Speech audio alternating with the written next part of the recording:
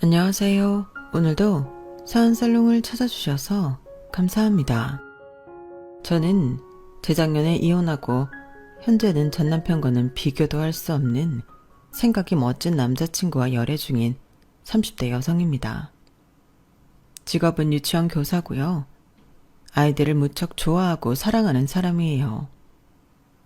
미리 말씀을 드리자면 저는 아이를 낳을 수 없는 불임 여성이기도 한데요.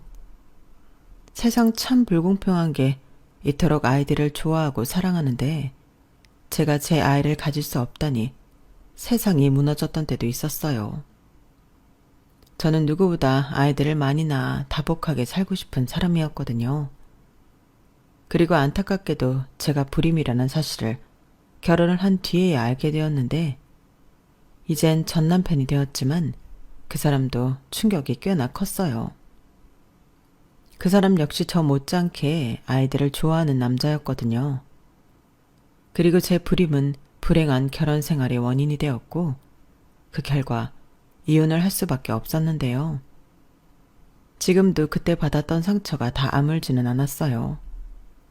이혼도 이혼이지만 제가 불임이라는 사실을 알고 달라진 남편의 태도가 저에겐 두고두고 상처였거든요. 게다가 제가 이혼할 때 결정적인 역할을 한 사람이 있었는데 그 사람은 바로 남편의 하나밖에 없는 여동생으로 저한테는 신우였죠. 신우는 저보다 3살이 어렸는데 정신연령은 그 이상으로 더 어렸어요. 자기 힘으로 살 생각은 1도 없고 남의 돈으로 비싼 거 좋은 걸 날로 받고 싶은 그런 심보를 가졌는데요. 신우가 결혼하기 전까지의 연애 역사를 되짚어보면 정말 입이 떡하고 벌어집니다. 그야말로 남자들을 자기의 지갑으로 알았거든요. 그만큼 신우가 참 예쁘장하게 생겼어요. 그건 저도 같은 여자지만 인정할 수밖에 없는 사실이었죠. 그러니 예쁜 자기 얼굴만 믿고 세상 무서운 줄 모르고 까불었는데 문제는 그게 자기를 좋아하는 남자들한테 국한된 게 아니라는 거였어요. 저랑도 많이 부딪혔거든요. 그리고 신우의 사건으로 이혼을 결심하게 되었을 때는 이건 뭐 이혼하지 않으면 바보가 되는 그런 상황이었는데요. 이 정도 이야기하면 도대체 신우가 어떤 사람이길래 저럴까 궁금하실 것 같아 바로 본론의 이야기로 들어가자면 제 전 신우이는 한마디로 예쁘장한 얼굴만 믿고 있는 욕심 없는 욕심 다 부리는 막대 먹은 기집애였어요. 그래서인지 신우와 저는 처음부터 사이가 별로였는데요. 아니, 지금 생각해도 열받는 게 언제부터 우리나라 결혼 풍습에 예단으로 신우한테 명품 가방을 선물했나요? 저는 그런 걸 들어본 적이 없는데 신우는 저한테 명품 가방을 뜯어내지 못한 걸 시작으로 기본적으로 신우의 짓을 하기 시작했어요. 뭐만 했다고 하면 빈정거리면서 태클을 걸고 사사건건 똥 씹은 얼굴로 궁시렁궁시렁거리며 비협조적이었는데 가재는 걔 편이라고 시어머니는 저보다는 신우의 편을 들더라고요. 그리고 무조건 우리 딸이 너보다 어려서 그래. 네가 이해해라. 얘가 막내라고 귀여움만 받고 자라서 그런지 철이 덜 들었어. 집단에는 네가 언니 같고 그래서 편하게 대하는 거니까 너도 여동생이라고 생각하고 받아줘라. 이런 식으로 저한테만 이해하라고 하셨는데 세상 그런 신우와 시어머니를 좋아할 여자는 없잖아요. 그래서 자연스럽게 저는 결혼 후 얼마 지나지 않아 시댁에 가는 걸 좋아하지 않게 되었어요. 그리고 그때까지는 다행히 남편도 효자는 아닌지라 제가 시댁 가는 걸 꺼려해도 큰 어려움은 없었는데요. 거기에 제 직업이 유치원 교사였기 때문에 아이들과 지내는 근무 시간 이외에도 일이 많은 편이거든요. 그래서 행사나 발표회 같은 게 있으면 야근은 물론이고 주말 출근도 불가피한 일이 많은데 남편은 그런 저를 다 이해해주는 좋은 남편이었어요. 적어도 그때까지는 그런 사람이라고 생각했죠. 그리고 남편이나 시부모님은 제 직업을 많이 좋아해 주셨는데 제가 아이를 낳으면 아이를 잘 키울 것 같다는 생각 때문이셨어요. 물론 저도 제가 불임이라는 사실을 알기 전에는 누구보다 자신 있었는데 그래서 신우를 뺀 온 가족이 저희 부부의 아이를 기다렸죠. 하지만 한 해가 지나고 또 한 해가 지나도록 기다리는 아기 천사는 기별이 없었고, 주변에서는 괜찮다고 했지만 3년째에 접어드니 제 마음이 조급해졌는데, 그래서 마음이라도 편하고 싶어서 고민 끝에 남편과 둘이 산부인과에 가서 검사를 하게 되었어요. 그런데 검사 결과에 제가 선천적인 불임이라는 결과가 나왔고, 저희 부부는 생각지도 못한 검사 결과에 실망과 함께 좌절할 수밖에 없었어요. 그리고 저는 순식간에 무슨 대역죄를 진 죄인이 되었는데요. 그도 그럴 게 검사 결과 남편은 아무런 문제가 없었거든요. 그래서인지 남편은 표정 관리를 잘 하지 못했고, 저희 부부는 집에 돌아오는 내내 한마디도 나누지 않았는데, 그 무겁고 차가웠던 공기가 저를 더욱 짓누르는 것 같았어요. 그만큼 저는 그 누구보다 마음 아프고 힘들었는데요. 남편은 끝내 그런 저에게 그 어떤 위로의 말도 하지 않더라고요. 저는 내심 남편이 괜찮아, 우리 둘이 재미있게 살면 되지, 나는 자기만 있으면 돼, 이런 말을 해줬으면 좋겠다는 바람이 있었는데, 애석하게도 남편은 그때부터 태도를 달리했어요. 다정했던 남편은 말이 없는 사람이 되었고, 저만 챙기던 사람은 이제 자기 식구만 챙기던 효자가 되었는데, 신우를 뺀 시댁 식구들도 마찬가지였어요. 누구보다 손주 손녀를 기다렸던 시부모님은 제가 불임이라는 사실을 알고 충격이 크다는 듯 저만 보면 눈살을 찌푸리시거나 한숨을 쉬셨는데, 사람이 계속 궁지에 몰리니 이렇게 살 바에는 그냥 이혼을 하는 게 낫겠다는 생각이 들더라고요. 그래서 실제로 이혼 서류도 가지고 와서 남편 앞에 내밀며 좋게 좋게 협의 이혼하자고 권했는데, 남편은 무슨 이유인지 이혼은 싫다고 제가 가져온 이혼 서류를 쓰레기통에 버렸어요. 저는 그런 남편의 태도를 이해할 수가 없었죠. 사람 옆에 두고 피 말리는 것도 아니고 왜 이혼은 싫다고 하는 건지, 그때는 화까지 나서 곧장 남편한테 따질 수밖에 없었어요. 왜 이혼이 싫다는 거야? 자기 나 애 못 갖는 거 힘들어하잖아.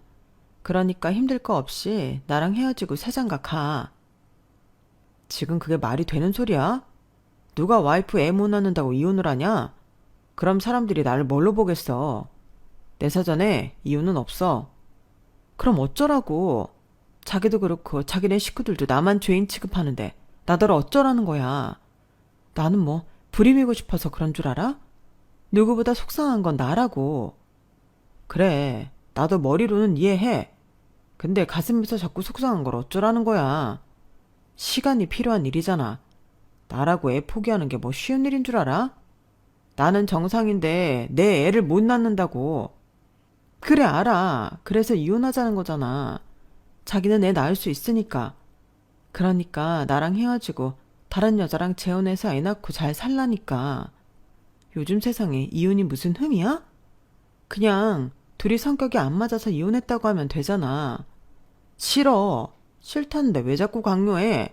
막말로 내가 이혼하자고 하는 건 말이 돼도 자기가 나한테 이혼하자고 하는 건 말이 안 되지.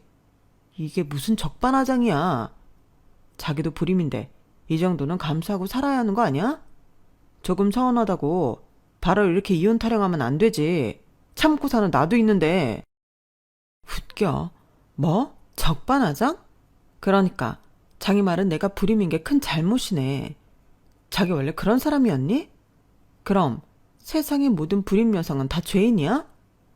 누가 그렇대. 왜 내가 하지도 않은 말을 막 지어내서 나를 이상한 사람으로 몰아. 아무튼 나는 이혼 생각 절대 없으니까 이런 짓 다신 하지 마.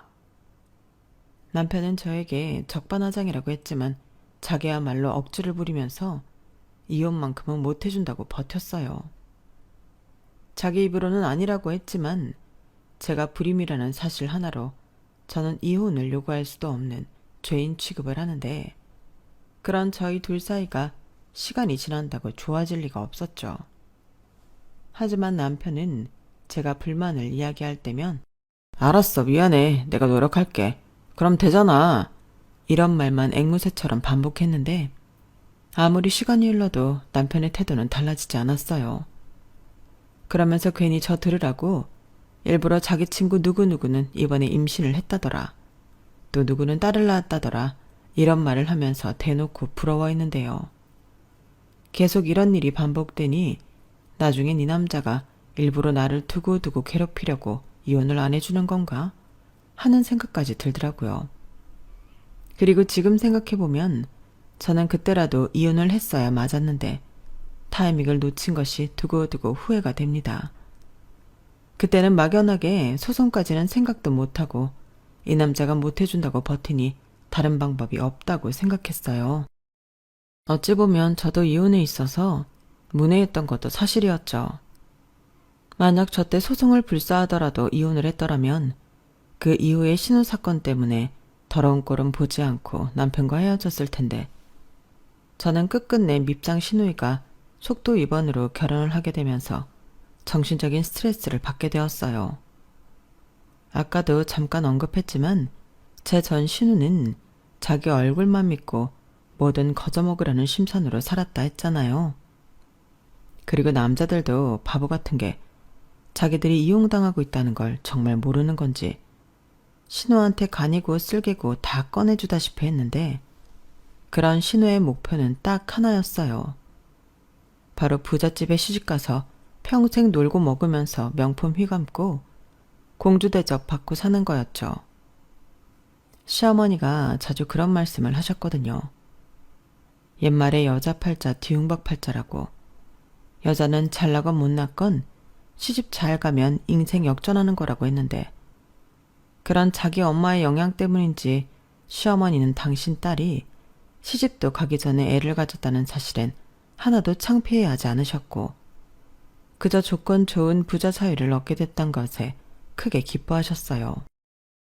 어찌나 좋으신지 동네방네 자랑을 하고 다녀서 그 동네에 저희 신우가 결혼한다는 사실을 모르는 사람이 없을 정도였는데요. 그때는 또 교묘하게 혼전 임신 사실은 숨겼더라고요. 나중에 허니문베이라고 하고 예정일보다 빨리 나왔다고 하면 된다나요? 아무튼 그렇게 신우의 임신은 집안의 경사처럼 난리가 났고 저희 남편 역시도 자기 동생이 애를 가졌다는 사실을 좋아했는데요. 누가 보면 자기가 애를 가진 줄 알 정도로 오바를 하더라고요. 그리고 저한테도 자기는 자식이 없으니 조카를 자기 자식처럼 생각하고 살 거라고 했는데 그건 뭐 저도 이해할 수는 있었어요. 저라도 입장이 바뀌어 조카가 생긴다면 충분히 그럴 것 같았거든요. 하지만 안타깝게도 제 하나뿐인 오빠는 비혼주의로 연애는 해도 장가갈 마음이 1도 없는 사람이었는데 그 마음마저도 어느 순간부터는 시시하다며 여자도 잘 안 만나더라고요. 그러면서 돈 벌어서 뭐 할 거냐 물으면 자기 취미 활동하고 갖고 싶은 거 하고 하고 싶은 거 하면서 살 거라고 말했는데 어찌 보면 가장 안 된 사람은 저희 친정 부모님이셨어요. 하나뿐인 아들은 장가갈 마음이 없고 유일한 희망이었던 시집간 딸은 불임이었으니 지금도 저희 부모님을 생각하면 본인은 아니었지만 죄송한 마음이 있는데요. 아무튼 누가 임신했다고 기뻐하는 시부모님과 남편을 보며 저도 살짝 부러워하는 마음이 들었죠. 그런데 그렇게 속도 위반으로 결혼하게 된 신우는 시댁의 부자인 만큼 시집을 갈 때도 거의 집안 기둥 하나는 뽑아갈 심상으로 경제적인 부담을 가족들에게 지어줬어요. 거기에 저희 집도 예외는 아니었는데 저는 분명 안 된다고 입장을 밝혔음에도 남편이 자기 동생 결혼하는데 어떻게 손 놓고 가만히 있을 수 있냐고 오바를 떨더라고요. 그리하여 자기 이름으로 5천만 원을 대출해 그걸 몽땅 신우 결혼식 비용으로 내놓았다며 통보를 했는데요. 남편은 저더러 자기가 알아서 할 거니까 신경 쓰지 말라고 하더군요. 그러면서 또 덧붙인 말이 있는데 그게 뭐였는 줄 아세요? 지금 생각해도 어이가 없어서 잊어버릴 수가 없는데 남편이 그러더라고요. 우리는 애도 못 낳는데 내 동생이 우리 대신 우리 부모님한테 손주 안겨주잖아. 이 일로 나는 마음의 짐을 좀 덜었는데 자기는 아니야? 우리는 내 동생한테 평생 고마워해야 해 라고 하는 거예요. 아니, 우리 대신 애를 낳아줬다는 말이 도대체 무슨 말이죠? 저는 이 인간이 어디서 뭘 잘못 먹고 헛소리를 하나 싶어 헛웃음만 나왔어요. 그리고 이미 대출은 받았고 자기가 알아서 한다고 했으니 더 이상 남편과 실랑이를 하기 싫지도 않았는데요. 대신 나중에 돈 때문에 힘들다고 나한테 기댈 생각은 하지도 말라고 신신당부했죠. 그러자 남편은 절대 그럴 일이 없다며 호언장담을 했어요. 그렇게 신우는 정말 집안 기둥뿌리를 뽑아 분수에 맞지도 않는 초호화 결혼식을 올렸죠. 만약 그렇게 시집을 가서 잘 살았다면 제가 이혼을 했을지언정 신우랑은 별일 없이 끝날 수 있었을 텐데, 문제는 신우 생각과 다르게 결혼했다고 모든 일이 신우 마음처럼 되지는 않았던 모양이었어요. 왜 있는 사람들이 더 한다고 신우 남편은 자기한테는 후회도 자기 아내인 신우한테는 야박하게 굴었는데 가뜩이나 욕심도 많은 신우한테 카드 한 장 주지 않는다고 하더라고요. 그리고 생활비라며 월에 100만 원인가를 줬는데 가계부를 써서 매주 일요일마다 검사를 한다고 했고, 계산이 맞지 않거나 쓸데없는 곳에 돈을 쓰면 난리가 난다고 하더라고요. 그래서 번번이 친정에 손을 벌리는 일이 많았는 모양이었는데, 그래도 주변에 시집 잘 가서 사랑받고 여왕 대접받고 산다고 자랑은 하고 싶어 그놈의 SNS에는 거짓 자랑하기 바빴는 모양이었어요. 나중에 시어머니의 말실수를 알게 되었는데 백화점에 가서 시어머니 카드로 명품 가방을 사고 그날 하루 어디 분위기 좋은 카페에서 사진을 몽땅 찍은 다음에 그 가방을 환불하다 한 번은 가방에 사용 흔적이 있어 환불이 안 된다고 뒤집어진 적이 있었나 보더라고요.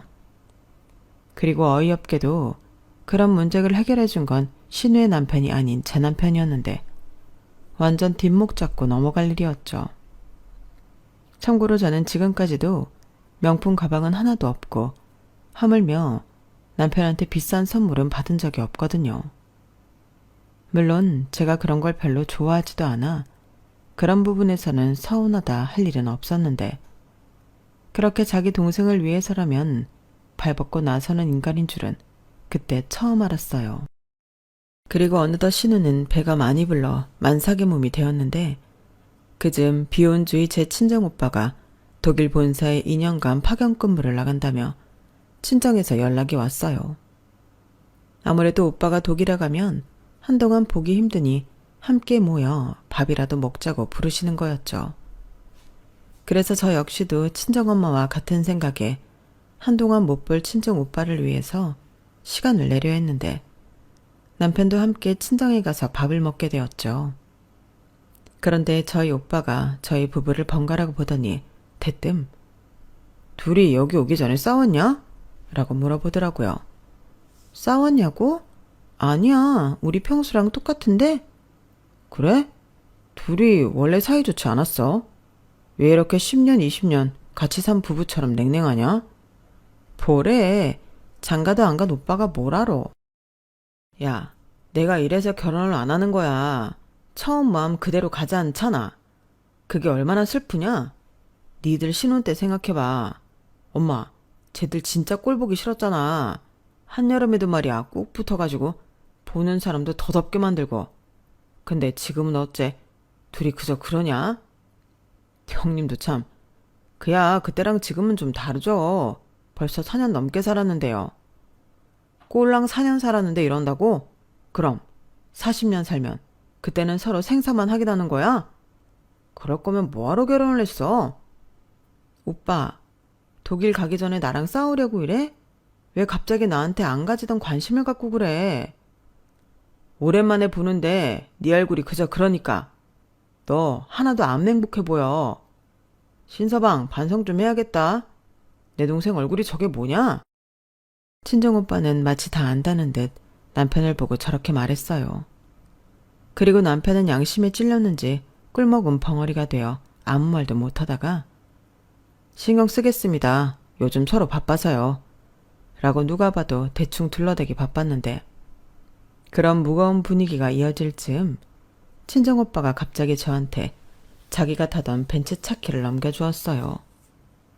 독일에 가게 될 줄 모르고 작년에 무리해서 뽑은 차였는데 오빠가 아끼느냐고 잘 타지도 않았거든요. 그런데 그 차키를 저에게 주니 저는 깜짝 놀랐고 이걸 왜 주냐고 제가 물었는데 오빠는 아무리 좋은 차라도 2년 동안 주차장에 처박아 놓고 썩히면 차만 고장난다며 저보고 타라고 하더라고요. 그러자 그 순간 남편이 저보다 깜짝 놀란 눈치였는데 참고로 남편 차는 오래된 연식의 국산 승용차였고 저는 차 없이 그냥 대중교통을 이용하는 사람이었죠. 그래서 오빠는 너도 이참에 좋은 차 끌고 다녀봐 라고 말했고 보나마나 제가 그 벤츠를 가져가면 남편이 침을 흘리며 자기 차랑 바꿔 타자고 할 것이 뻔했기에 싫다고 거절했어요. 무슨 유치원 교사가 된장녀도 아니고 벤츠를 끌고 다니냐고요.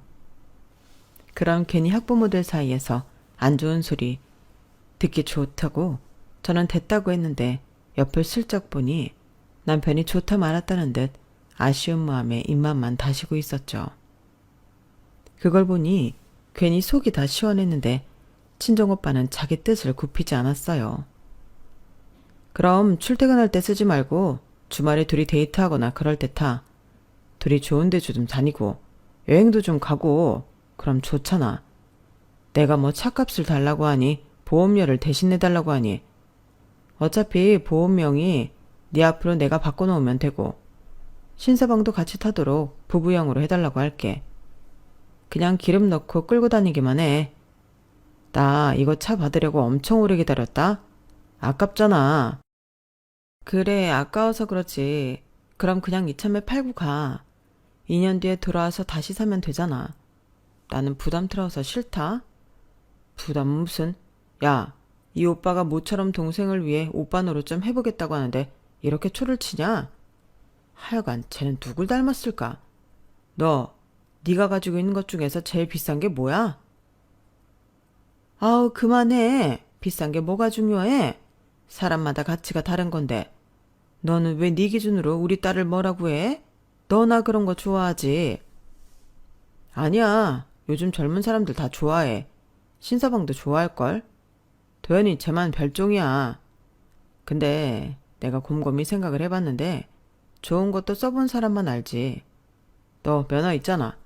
좋은 차를 끌어봐야 왜 사람들이 비싼 차, 좋은 차 타고 싶어 하는지 그 심정을 알지. 그래서 너 타보라고. 그래. 네 오빠가 처음이자 마지막으로 너한테 큰 거 하나 해주려고 하나 보다. 그냥 받아. 그럼 그냥 받고 내 맘대로 한다. 나중에 왜 이렇게 탔냐느니 잔소리하지 마. 그리고 나중에 한국 들어와서 새 차 살 때 나더러 돈 달라는 거 아니지? 확실하게 해. 알았어. 기집애 진짜 깐깐하네. 이렇게 저는 전혀 생각지도 못한 오빠의 벤츠를 받게 되었는데 옆에서 남편은 별다른 말은 하지 않았지만 입이 아주 귀에 걸렸더라고요. 그리고 각자 차를 가지고 저희 집에 도착한 저희 부부는 제 예상대로 남편이 먼저 차를 바꿔 타면 어떻겠냐고 했는데요. 정말 웃기지도 않더군요. 나는 차로 출퇴근하잖아. 자기는 아까 들어보니까 차 갖고 다니는 것도 좀 그렇고. 그럼 내가 형님 차 타고 다니면 되지 않나? 우리 차 오래돼서 연비도 나쁘고 타이어도 불안불안해. 라고 하면서 언제 그랬다고 저한테 세상 친절한 모습을 보였어요. 하지만 제가 바보도 아니고 저한테 조금 잘해줬다고 홀랑 오빠 차를 남겨주고 싶진 않았는데요. 그래서 싫다고 단번에 거절해버렸죠. 뭐? 싫다고? 진짜 너무한다. 차도 필요 없는 사람이 나한테 주는 건 아까워서 싫다? 남도 아니고 어떻게 그러냐? 내가 지금 타고 다니는 차 퍼져서 사고 나면 어쩌려고 그래? 왜 갑자기 차 타령이야? 여태 자기 차 얘기 나한테 안 했잖아. 아니, 차가 한두 푼이 아니니까 말을 못했지. 근데 공짜로 벤츠가 생겼잖아. 그럼 당연히 그 차를 내가 타고 싶지 않겠어? 진짜 뻔뻔하다. 나한테 한 짓은 생각하지 않고 우리 친정 오빠 차는 날름 받고 싶은가 봐? 뭐? 내가 뭘 어쨌다고.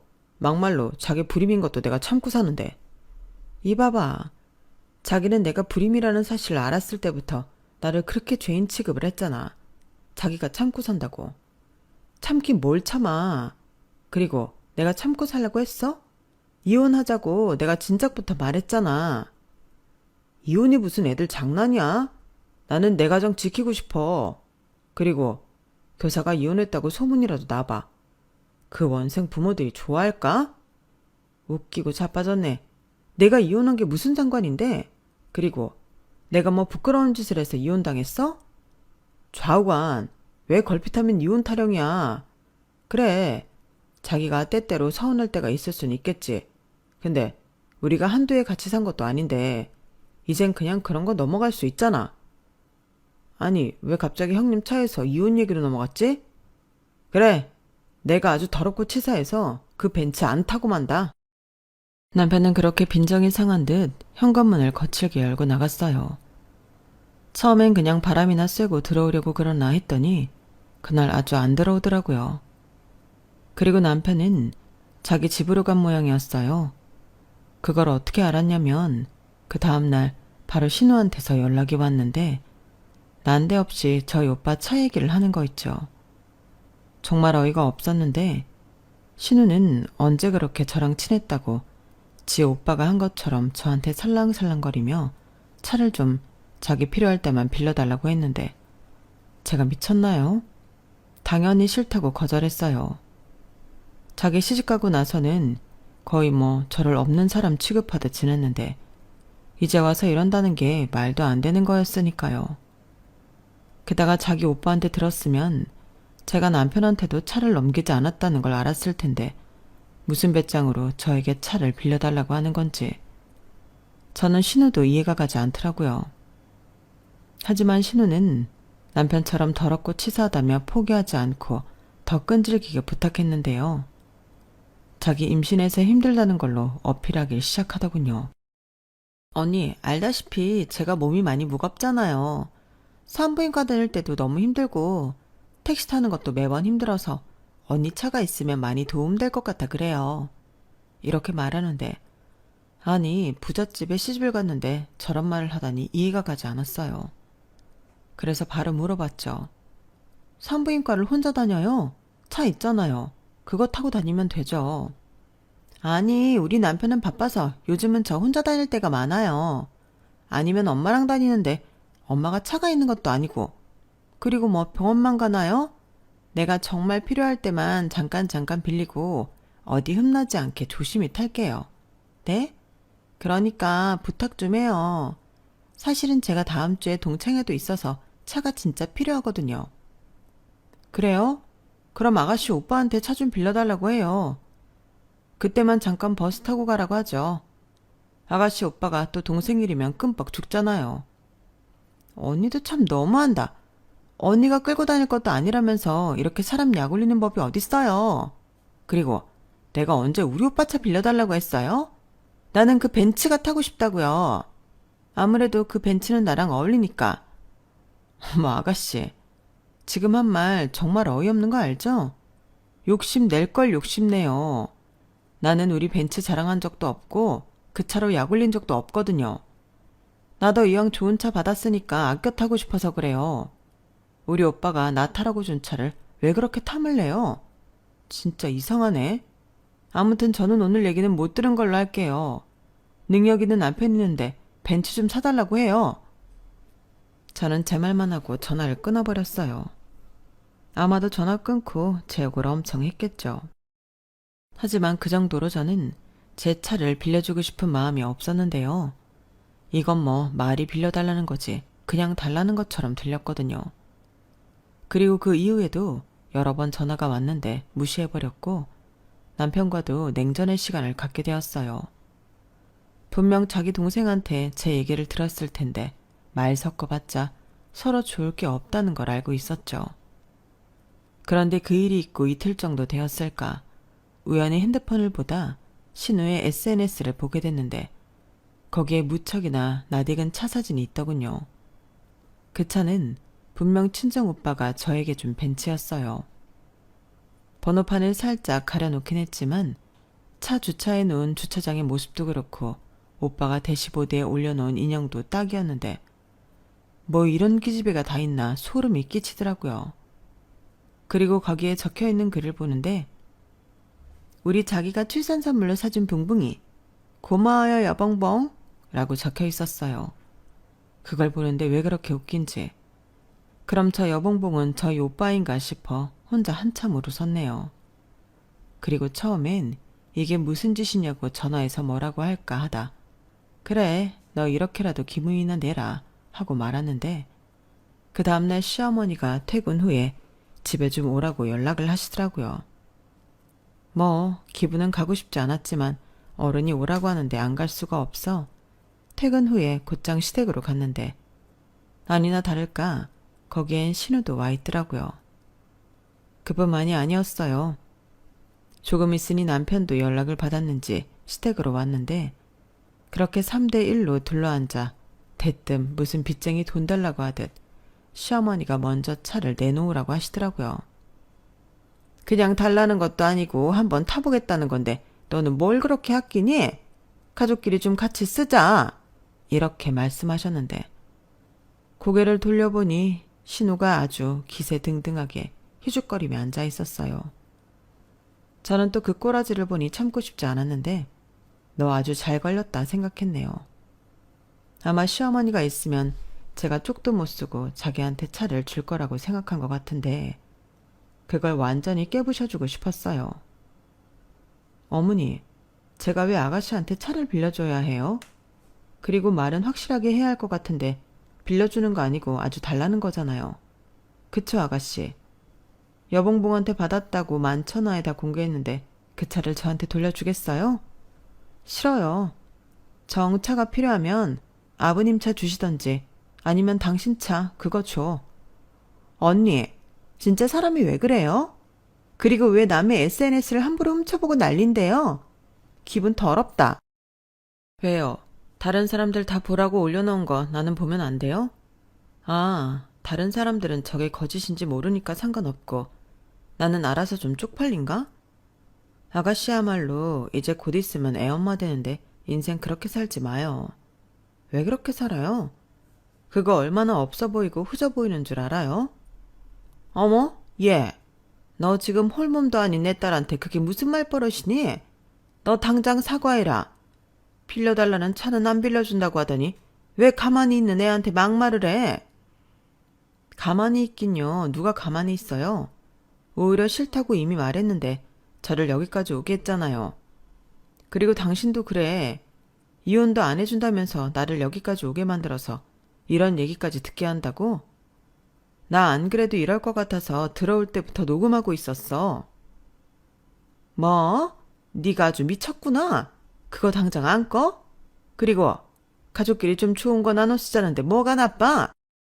그래, 오히려 꼬이고 나쁜 건 너야. 애도 못 낳는 주제. 내 동생이 차 없이 다니기가 힘들다고 하잖아. 앞으로 애 태어나면 애 데리고 소아과도 다녀야 하고 문화센터 이런 데도 가야 할 텐데 좀 주면 덧나냐? 이봐봐. 결국엔 홀랑 우리 오빠 차를 자기 동생한테 주라는 거잖아. 왜? 자기가 못 뺏을 것 같으니까 이젠 동생까지 팔아야겠니? 어머, 너 지금 그게 무슨 말버릇이니? 얘가 오해를 해도 단단히 하고 있네. 누가 네 차를 뺏는다고 그래? 너 그거 망상이야. 아니요. 이 인간들은 정말 저한테서 차를 뺏을 생각이에요. 설마 어머님도 그걸 모르고 지금 저한테 이러시는 거 아니죠? 저는 분명 이쪽이든 저쪽이든 싫다고 했고 제가 끌고 다닐 거니까 더는 차에 대해서 그 어떤 말도 하지 않으셨으면 좋겠어요. 이걸 진짜 차 주인인 저희 오빠가 알면 얼마나 웃길까요? 자기가 자기 동생한테 타라고 준 차를 엄한 사람들이 내놓으라고 하는 거니까요. 아니다. 이참에 그 차 못 갖겠다고 지금 저희 오빠한테 전화를 할까 봐요. 스피커폰으로 우리 같이 통화할까요? 저는 그 순간 이성의 끈을 놓아버려서 정말로 친정 오빠한테 전화를 걸려고 했어요. 그러자 남편이 잽싸게 제 핸드폰을 뺏으려 했는데 하마터면 정말 핸드폰을 뺏길 뻔했다니까요. 그리고 전화만 해보라고 무섭게 저를 노려봤는데요. 순간 신우는 울고불고 했고 시어머니는 살다 살다 저 같은 애는 처음 본다며 주방에 들어가 냉수를 벌컥벌컥 마시더라고요. 그리고 남편은 또다시 저에게 어이없는 망언을 하기 시작했는데 전에 그랬잖아요. 제가 애를 못 낳는 걸 신우가 대신 낳아주는 거니 제가 신우한테 잘해야 한다는 그 말을 다시 하더라고요.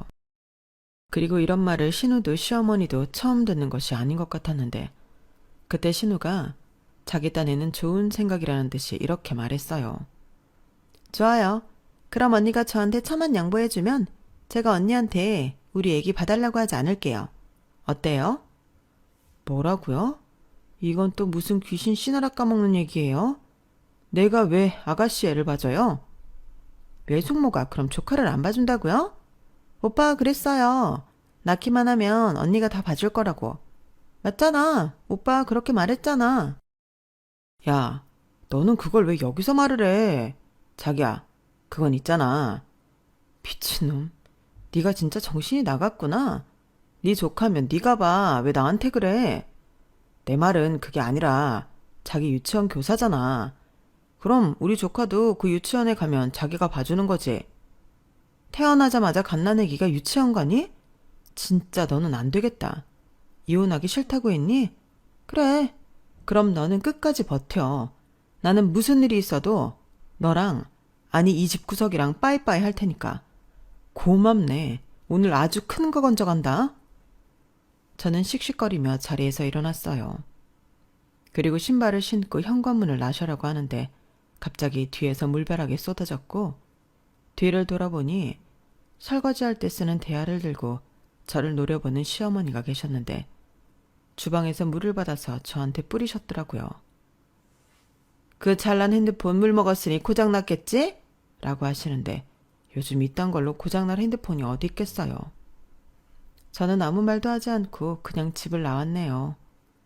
그리고 택시 기사님께는 죄송하다 말씀드리고 택시를 타고 집에 와서 가장 먼저 집 현관 비밀번호부터 바꿨는데 남편이 따라와서 문 열라고 난동을 부리더라고요. 그래서 혹시나 문을 따고 들어오지 않을까 싶어서 저는 친정에 SOS를 쳤는데요. 그때까진 친정 오빠가 출국하기 전이라서 친정 오빠가 쏜살같이 달려왔어요. 그리고 고소하려만 하라고 하고 남편과 치고받고 한 모양이었는데 오빠 말로는 남편은 싸움도 제대로 하지 못하는 놈이라서 자기 주먹이 아까웠다고 하더라고요. 그리고 결국 경찰서까지 갔는데 저희 오빠가 합의할 것도 없고 내 동생 괴롭히는 것들은 자기도 그냥 둘 수가 없다고 했는데 남편은 일방적으로 맞았다고 주장했지만 결과적으로는 쌍방과실로 처리되었어요. 게다가 부부싸움으로 인해 저에게 공포감을 조성한 원인이 되어 남편에게 더 책임이 가게 되었는데 저는 이 기세를 몰아 이혼 소송까지 벌이게 되었어요. 쇳불도 당김에 빼라고 지금이 기회라는 걸 알았거든요. 그리하여 말로만 듣던 이혼 소송이 시작되었고 남편은 그때도 정신을 못 차리고 자기는 유책 사유가 없다며 오히려 애도 못 낳는 제가 가정 파탄에 책임을 져야 한다고 주장하더라고요.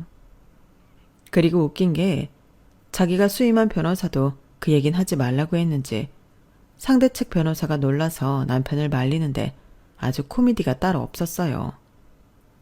그리고 시간이 걸리긴 했지만 결과적으로는 제가 원하는 방향으로 승소를 했는데요. 제가 참고 살아온 시간만큼 위자료 청구를 했거든요. 그리하여 집은 제가 갖고 그 밖의 집기들은 남편이 갖게 되었는데 어차피 그 집은 대출금이 많이 남아서 남편 측에서 의외로 포기가 빨랐어요. 사실 그 집으로 말할 것 같으면 제가 근무하는 유치원이랑 버스로 5곳장이라 좋았는데 남편은 거리가 좀 있어서 차로도 40분 정도를 갔어야 했거든요. 그래서인지 이래저래 자기가 갖겠다고 주장할 가치가 없다고 생각한 것 같았는데 그 인간이 바보였죠. 그 집이 이혼 후에 많이 올랐거든요. 그래서 최근에 제가 집을 팔고 이사를 했는데 거기서 차익을 많이 얻었어요. 물론 그만큼 세금을 내야 했지만 그건 당연한 거니까 아깝다고 생각하지 않았어요. 그리고 저는 현재 남자친구랑 한 동네에서 즐겁게 연애 생활을 즐기고 있는데요. 남자친구는 저보다 7살이 많지만 제가 불임이라는 건 아무 상관없다는 사람입니다. 뭐 아직까지는 제가 재혼할 생각이 없기 때문에 제가 불임이라는 사실이 저희 연애에 큰 걸림돌이 되진 않는데, 그래도 본격적으로 만남을 갖기 전에 이 사람한테 그건 고지를 해야 할 것 같더라고요. 그래서 조심스럽게 얘기를 했는데, 지금 남자친구는 자기는 전혀 상관없는데 아이들을 좋아하는 제가 많이 힘들었겠다며 남편이었던 사람도 알아주지 않았던 제 마음을 다독여줬어요.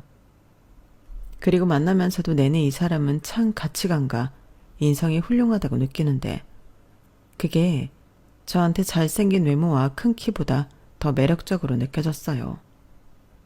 같이 있으면 배울 점도 많고 같은 말도 참 예쁘게 해주는 그 사람을 보며 내가 이 사람한테 실망하는 일은 없었으면 좋겠다 바라고 있는데요. 아직까지는 몇 달 되지 않아서 좀 더 신중하게 만나볼 생각입니다. 그리고 전 남편이 된 그 인간은 저랑 이혼하고 자기 집에 들어갔는데, 그 인간을 저에게 처음 소개해준 사람으로부터 들은 최근 근황은 그야말로 웬만한 드라마보다 재미있었어요. 결국 거짓 자랑을 늘어놓고 살던 신우는 꼬리가 길면 밟힌다고 평소에도 신우를 별로 좋게 보지 않았던 친구들 덕에 진실이 밝혀진 모양이었어요. 제 차를 거짓 자랑하고 동창회 때 차를 못 가져간 신우가 그걸 무마하려고 샤넬 가방을 무리해서 사서 들고 간 모양이었는데, 그걸 다음날 환불하는 과정에서 다른 친구들한테 들켰다고 하더라고요. 그리하여 지금까지 자랑한 고가품들이 다 그런 거 아니었냐고 의심을 사게 된 신우는 둘째 궁지에 몰렸고, 거짓 사실을 증명하지 못한 신우는 거의 사회적으로 매장이 되다시피 한 모양이었는데요. 설상가상으로 고모부가 신우보다 더 젊은 여자랑 바람이 나서 신우한테 일방적으로 이혼을 요구했다는 거예요. 그래서 애를 무기로 돈이라도 왕창 뜯어내려 했던 신우는 경제적 능력이 없었기 때문에 애까지 뺏겼다고 했는데, 그 애는 신우의 전 시댁에서 책임지고 키우겠다고 했나 보더라고요. 그러니까 아들이 바람난 것과 상관없이 그 시댁에서는 애만 데려오면 그만이라고 생각한 건데, 결국엔 아들도 딸도 모두 이혼하고 집으로 돌아온 거죠. 그 말을 듣는데 왜 그렇게 쌤통인지. 결국 자기 동생 감싸고 돌던 전 남편은 자기 동생 결혼할 때 해준 빚 갚으며 그저 그렇게 사는 모양이었는데, 개벌은 남 못 준다고 신우는 이혼한 마당에도 그렇게 남자를 꼬시러 다닌다고 했어요. 결국엔 정신 못 차린 신우 때문에 그 부모도 전 남편도 뒤치다꺼리하기 바쁜 것 같았는데요. 어쩌겠어요. 그들은 그렇게 살 운명이었던 거겠죠. 그리고 어떻게 알았는지 제가 연애 중이라는 것도 안다고 하던데 어떤 놈을 만나는 거냐며 입에 거품을 물었다 합니다.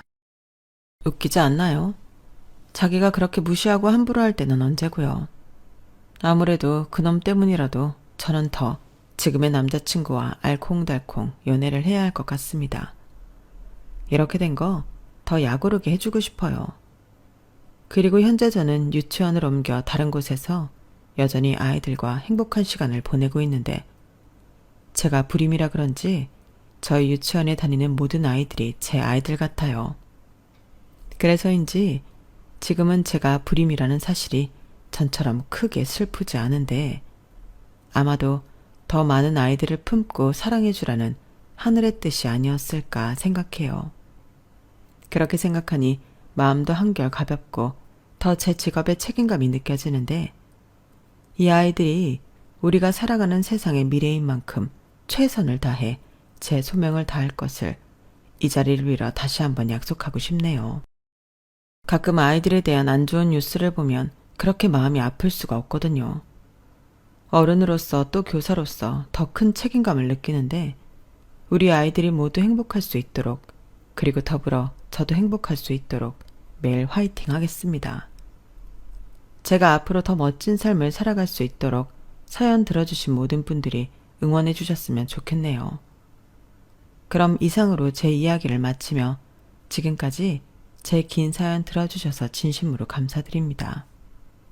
항상 건강 잘 챙기시고 오늘도 즐겁고 행복한 날 되시길 바랄게요. 안녕히 계세요. 여러분, 사연 댓글에 응원과 현명한 조언 부탁드려요.